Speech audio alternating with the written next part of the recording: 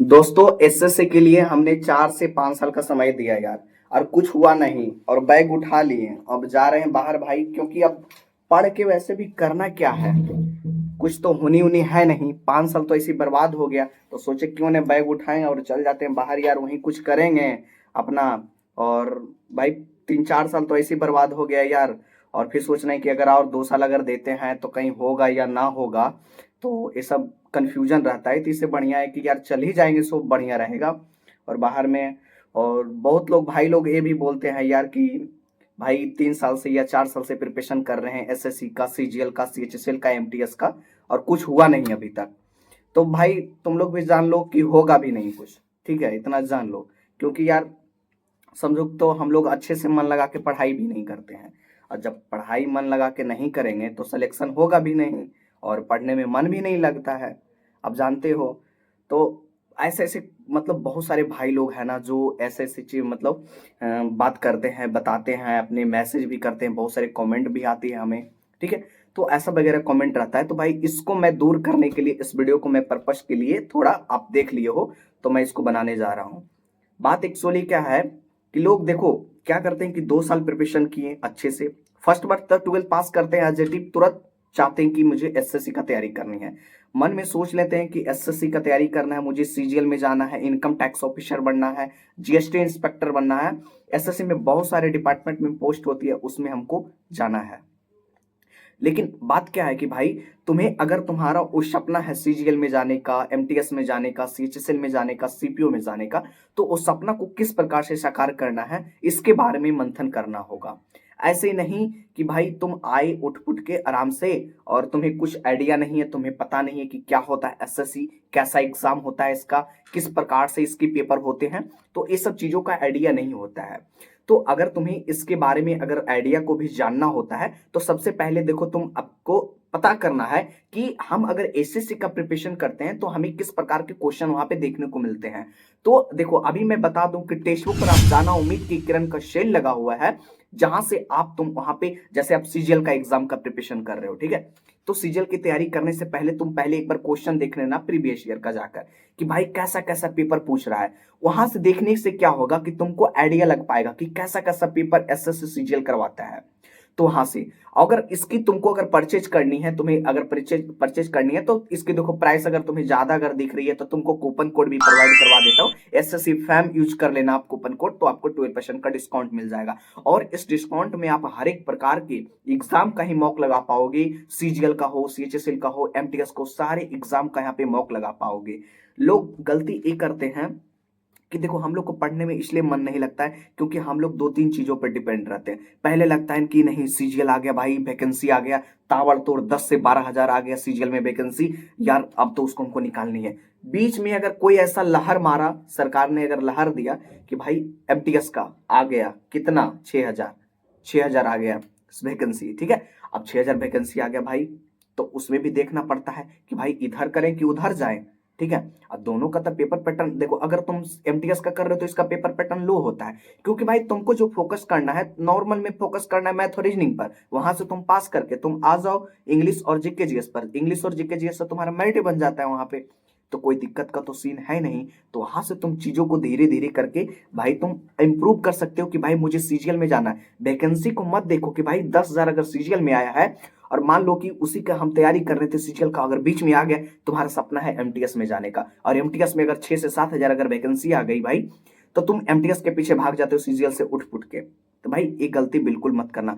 तुम्हारी अगर टारगेट है ना सीजीएल में जाने का, तो तुम सीजीएल को टारगेट बनाओ और क्वेश्चन को एक अच्छे लेवल में प्रैक्टिस करने की कोशिश करो। ठीक है, क्वेश्चन इस लेवल का प्रैक्टिस होना चाहिए, सारा का सारा प्रीवियस ईयर बेस्ट क्वेश्चन होना चाहिए तुम्हारे पास भाई, और उसकी प्रैक्टिस करनी है, तब जाकर भाई तुम्हारा धीरे धीरे वहां से काम निकल पाएगा। बस यही तरीका है। और ये सब चीजों को मत छोड़ो कि भाई मेरा 2 साल बर्बाद हो गया, मेरा 3 साल बर्बाद हो गया। भाई बर्बाद तो सभी का होते हैं, लेकिन इस एक होता है ना कि एक होता है कि रियल तरीका से बर्बादी।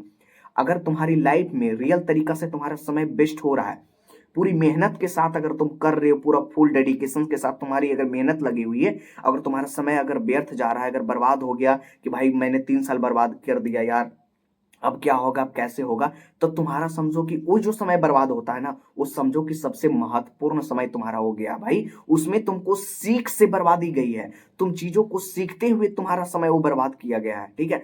एक होता है कि ऑटोमेटिक बर्बादी, जैसे आप कहीं घूम रहे हो, फिर रहे हो, कहीं जा रहे हो, दोस्त के साथ पार्टी कर रहे हो, फंक्शन जो भी वगैरह है, एक बर्बादी हो गया। वो बर्बादी है, वो समझो कि लाइफ का पूरा सबसे समझो कि पूरा एकदम बेटर तरीका का बर्बादी होता है, उसको आप अच्छे से एनालिसिस भी नहीं कर सकते हो।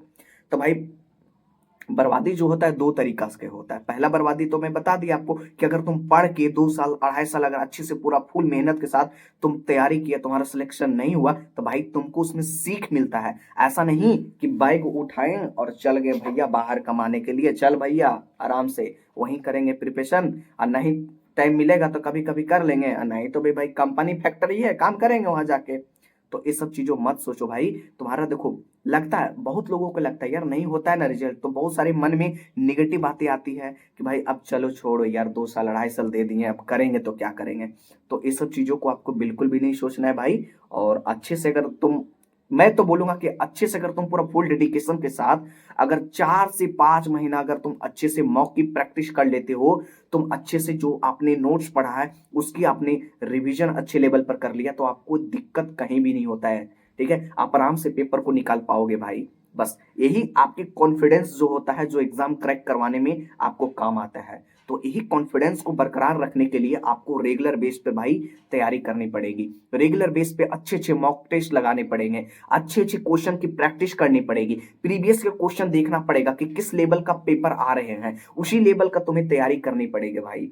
बस इतना चीज अगर तुम कर लिए तो तुम्हारा भाई सिलेक्शन कोई नहीं रोक सकता है, ठीक है। ये सब झूठ का बहाना होता है कि जा रहे हैं बाहर यार, अब कुछ होनी और दोनी तो है नहीं, कुछ कोई काम का ही नहीं है। तो ये सब चीजों अगर दिमाग में तुम्हारी चल रही है तो इसको निकाल के फेंक दो भाई।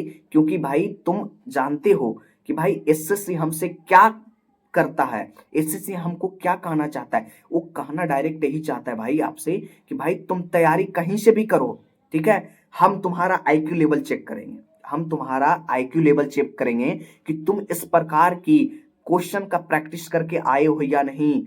तुम कितने समय में, तुम्हारे पास हम टाइम इतना देंगे, तुमको क्वेश्चन लगेगा कि मैं पढ़ा हूं, तुम इतने समय में क्वेश्चन को अटेम्प्ट कर पाते हो या नहीं।